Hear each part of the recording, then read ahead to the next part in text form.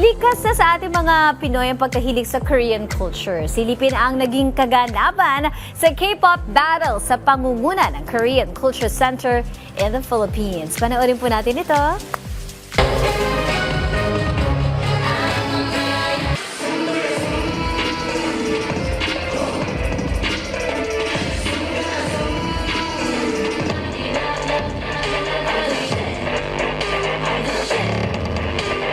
Makulay, masigla at talaga namang puno ng enerhiya. Yan ang naging tagpo sa lungsod ng Maynila sa ginanap na Everyone's K-pop Battle of the Champion 2026. Pinangunahan ito ng Korean Cultural Center in the Philippines, katuwang ang National Commission for Culture and the Arts. Bahagi ito ng pagdiriwang ng ika-77th year na matibay na diplomatikong ugnayan ng Pilipinas at South Korea. Isang patunay na mas lalong lumalalim ang pagkakaibigan ng dalawang bansa sa pamamagitan ng kultura at musika. Ang nasabing event ay hindi lamang isang selebrasyon, isa rin itong matinding tagisan ng galing at talento. 4 na dance group ang nagharap-harap sa entablado.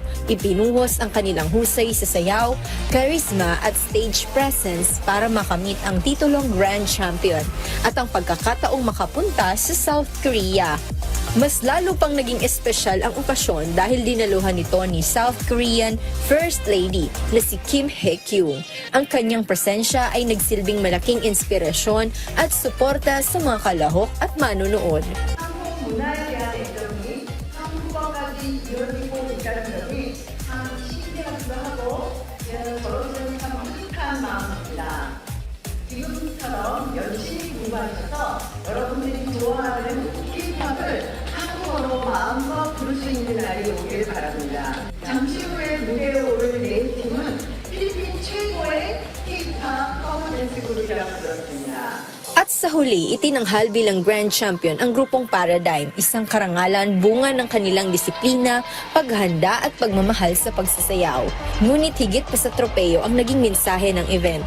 Ayon kay First Lady Kim, bagamat isa lamang ang may hawak ng titulo, para sa kanya lahat ng kalahok ay panalo. Bilang regalo sa kanilang dedikasyon at ganda ng performance, lahat ng 4 na grupong nagtanghal ay pinagkalooban ng libreng biyahe patungong South Korea. A day of music, dance and unity. Patunay na ang K-pop ay hindi lang trend, kundi isang tulay na nagdudugtong sa puso ng Pilipinas at Korea.